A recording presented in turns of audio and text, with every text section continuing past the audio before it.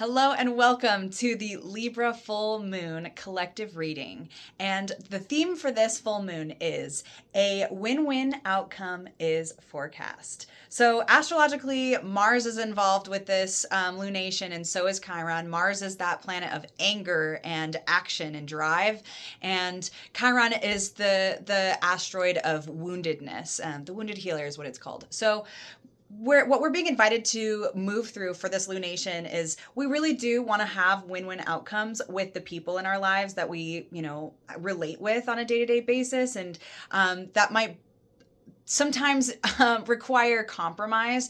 We might be feeling triggered about certain things. We might be feeling angry about certain things, but just know that as we move through these emotions, instead of avoiding them, let's really try to address them, move through them, see where the root is coming from. So we really can address them directly with the people that this emotion is impacting and see if we can find a win-win solution for everyone. So as we begin I just wanted to share this vision board that I made not too long ago, and it's just about tasting the future. We're really exiting this retrograde season. I mean, we're coming out of it slowly but surely, but we're really stepping into this brand new future. And so what I'm inviting you to do during this lunation is really get clear on what do you see happening? What do you see coming to fruition, even from a month ago? What things have changed, and how do you want to continue moving through this portal of your future? You've got to let the old stuff go in order to step more confidently into your future. So don't keep yourself from that by holding on too tightly to the past. So additionally, we're going to draw some cards to see what Spirit has to offer us today in terms of wisdom for this lunation. I like these cards. Okay, so we have the Knight of Swords. I love that. And we also have the Eight of Wands, right? Nine of Wands, my bad. I don't have my glasses on right now.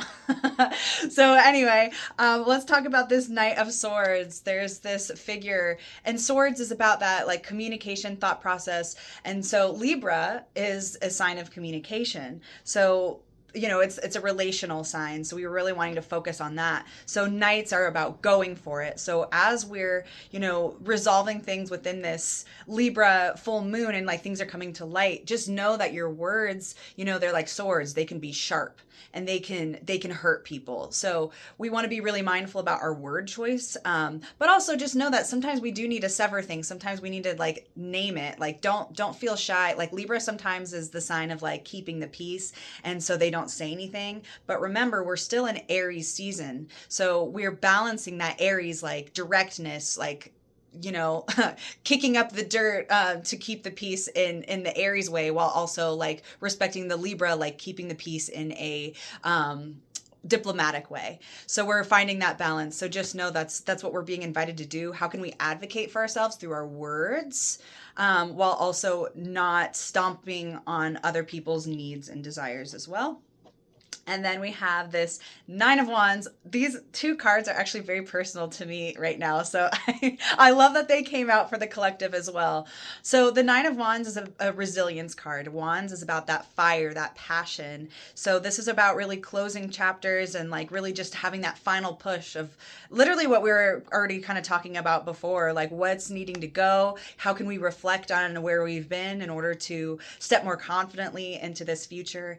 And again, this is the card of resilience. So what do you need to do to take care of yourself for this final push forward to make sure that you're taken care of? And I'm always saying this, but you got to take care of your body, your mind, body, spirit. They are all interlinked. So if your mind is going circles or whatever, your body is going to be feeling the consequences of that, and therefore your spirit. And so we want to really start with the body, really.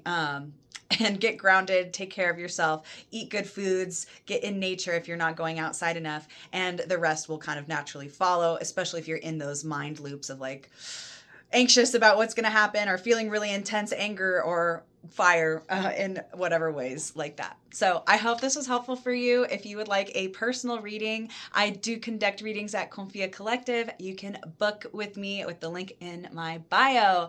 Bye, everyone.